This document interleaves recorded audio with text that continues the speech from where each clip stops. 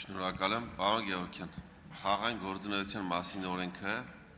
պետական եկամուտների կոմիտեի կողմից շրջանառության մեջ է դրվել 2022 թվականին դեռևս։ Ընդունվել է ազգային ժողովի կողմից 2024-ի ամռանը, բայց մինչև դա 2024-ի հունվարին, երբ քննարկվում էր կառավարությունում, վարչապետը հստակ ասել է հետևյալը, որ այս պայից սկսած աշխատանք տարեք, որպեսզի 2025 թվականի հունվարի 1-ին, երբ խաղային գործունեության մասին օրենքը մտնի ուժի մեջ, մենք ունենանք օպերատոր։ Այսինքն 24-ի հունվարին է դա ասել է 1 տարի հետո ինչ չգաք ասեք, որ չի եղել օպերատորը, խնդիրներ կան մրցույթի հետ կապված եւ այլն։ 24-ի հունվարին։ 24-ի ամռանը օրենքը ընդունել ենք, 25-ի հունվարից մտել է ուժի մեջ, հունվարի 1-ից։ Ու բնականաբար ինչպես վարչապետն էր սպասում ու դրա մասին զգուշացնում էր, չունեինք օպերատոր։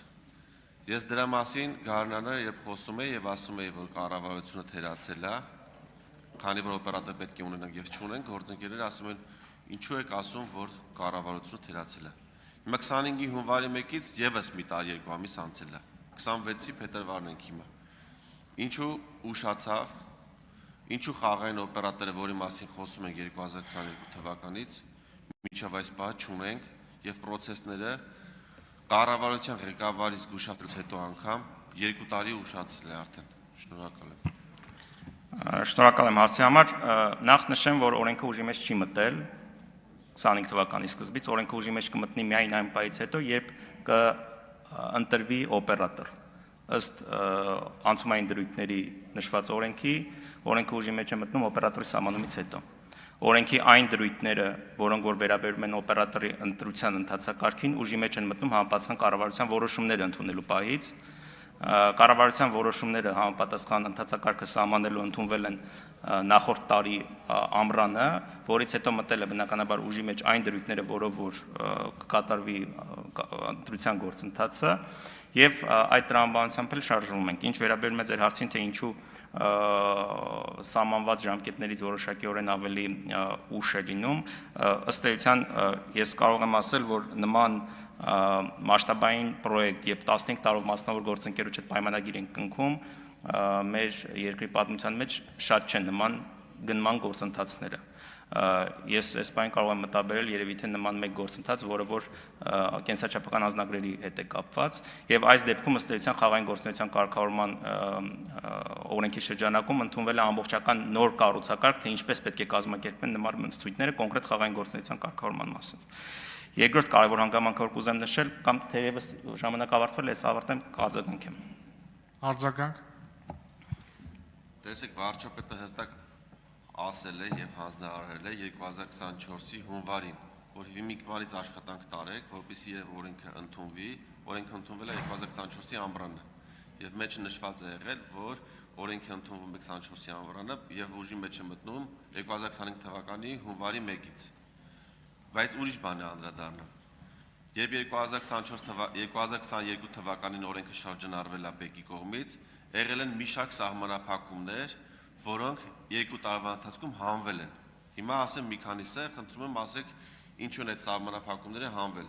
Քանի որ օպերատորի հիմնական խնդիրներից մեկը նաև նա է, որպեսզի մեր քաղաքացիների մասնակցությունը այս խաղերին, որը կործանարար է, սահմանափակվի։ Այսպիսով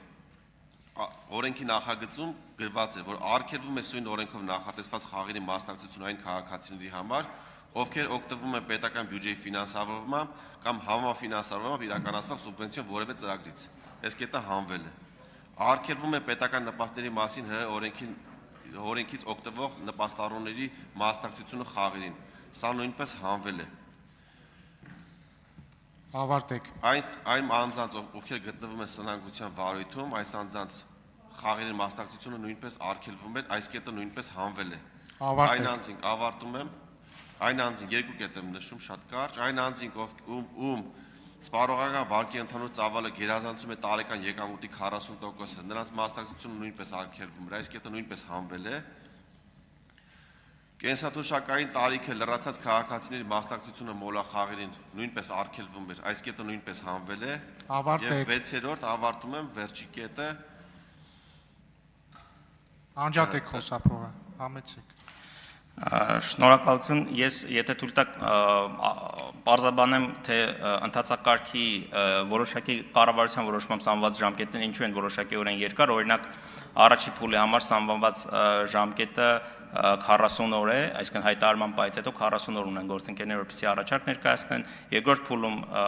առաջարկի հարցումը ներկայացնելու համար ունեն եւս 2 ամիս, որպեսզի առաջարկ ներկայացնեն, առաջարկի հարցումը հրապարակելու համար եւս կա որոշակի ժամկետներ։ Ինչի են այդ ժամկետները նման տրամաբանությամբ նախատեսված եւ սա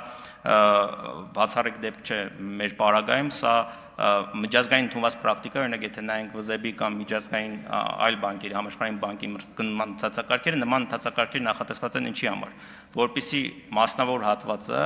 ժամանակ ունենա ծանոթանալ այն պահանջներին եւ ժամանակ ունենա համապատասխան պատրաստվել այդ պահանջներով համապատասխան առաջարկներ ներկայացնելու։ Եթե նման ժամկետներ չեն տրվում, ապա իրատեսական չէ ակնկալել մասնավոր հատվածից adekvat արձագանք։ Ժամկետները դրա համար են տրվել։ Ինչ վերաբերում է սահմանափակումներին, սահմանափակումները կարծում եմ նախագծի փուլում են հանվել, կներեք ժամանակը։ Միտքը ավարտեք։ Նախագծ ենթադրում եմ նախագծից օրենքի ընդունումից առաջ եղած բաների մասին եք ասում, որտեղ օրենքի ընդունումից հետո նման փոփոխություններ չեն կատարվել։ Սակայն բազմաթիվ խմբեր կան, որոնք օրենքով այսօր էլ արգելված է, որ նոր օրենքով ամեն դեպքում պետք է խաղան, այդ դեպքում պետական ծառայողներ, զինվորականներ եւ այլն,